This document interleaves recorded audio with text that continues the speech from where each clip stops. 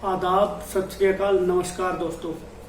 मैं अनिल बजाज आज फिर से हाजिर हूं आपके सामने एक नई कहानी लेकर। कहानी एक ऐसे परिवार की जिसमें जमीन जायदाद को लेकर विवाद चल रहा था।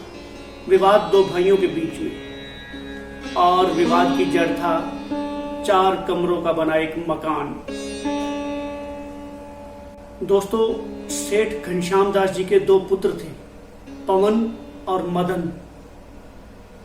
और दोनों के बीच अपने पिता की मौजूदगी में इस 4 कमरे के मकान को लेकर एक दिन इस कदर बहस छिड़ गई कि दोनों एक दूसरे को मरने मारने पर उतारू हो गए।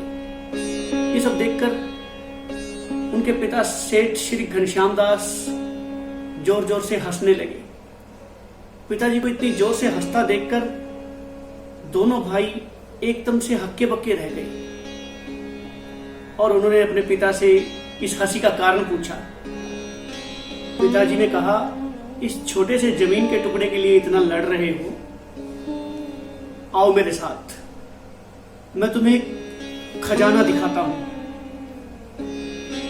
लेकिन एक शर्त है।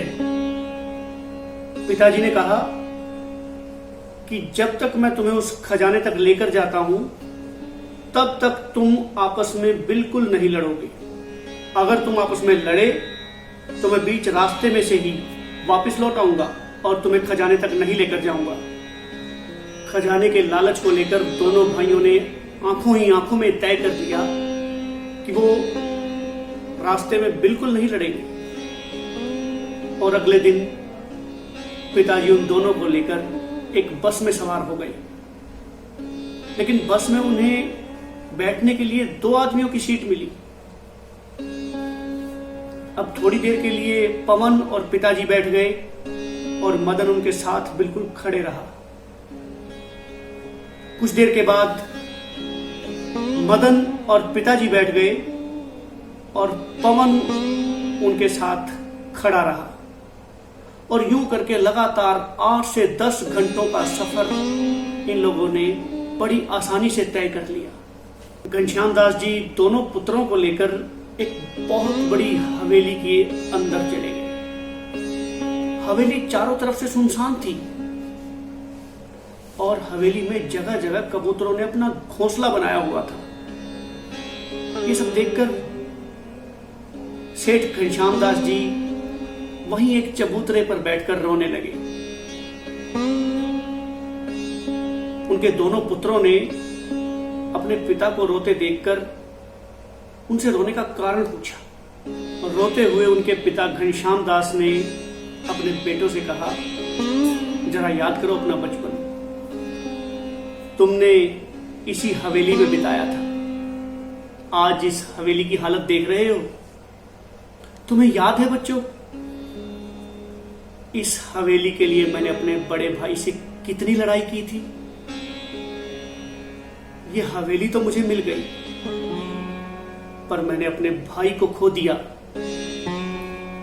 और मेरा बड़ा भाई मुझसे नाराज होकर हमेशा के लिए दूर देश में जाकर बस गया।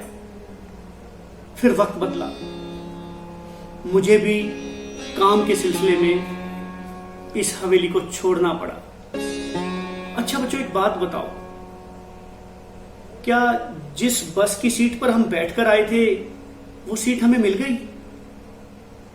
और मान लो मिल भी जाती तो क्या वो हमेशा के लिए हमारी होती है? मतलब कि उस सीट पर हमारे सिवा कोई और ना बैठ सकता? होता ऐसा? दोनों बेटों ने एक साथ कहा, ऐसा कैसे हो सकता है पिताजी? बस की यात्रा तो चलती रहती है, सवारियां बदलती रहती हैं। पहले हम बैठे थे, अब कोई और बैठा होगा, कल कोई और बैठेगा, और वैसे भी उस सीट में धरा ही क्या है जो थोड़ी देर के लिए हमारी हो? है? अब सेठ घनश्याम दास जी मंद मंद मुस्कुराने लगे और अपने बच्चों से कहा, देखो बच्चों, यही मैं तुम्हें समझाने के लिए यहां आया हूं कि जो चीज थोड़ी देर के लिए हमारी है उसके लिए क्या लड़ना।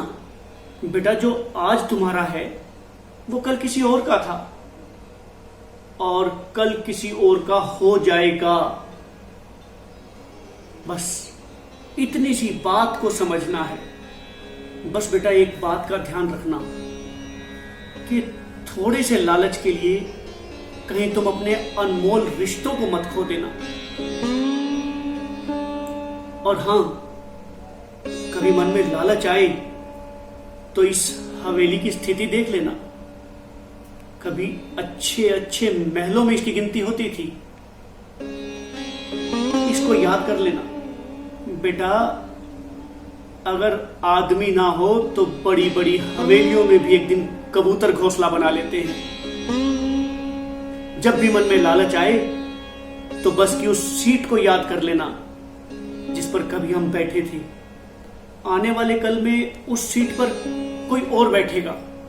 बच्चों, जिस तरह से तुमने बस के सफर में आपस में तालमेल बिठाया था, उसी तरह से जीवन की गाड़ी में भी, जीवन के सफर में भी तुम्हें तालमेल बिठाकर काम चलाना है। बस फिर क्या था, दोनों बच्चे अपने पिता का दिया हुआ खजाना पाकर खुश थे। पिता की बात को वो अच्छी तरह से समझ गए थे और बच्चों के चेहरे पर मुस्कान देखकर, प्यार देखकर, अपनत्व देखकर सेठ घनश्याम दास जी के चेहरे पर भी एक खुशी थी, सुकून था। मित्रों, जो कुछ भी ऐश्वर्य, धन, संपदा ये सब हमारे पास है, सिर्फ थोड़ी देर के लिए है। थोड़ी देर में यात्री बदल जाते हैं, इनका मालिक बदल जाता है। रिश्ते बड़े अनमोल होते हैं दोस्तों। छोटे से ऐश्वर्य, धन, संपदा, इनके लिए इन अनमोल रिश्तों को खो मत देना। और हां, अपना ख्याल रखिएगा।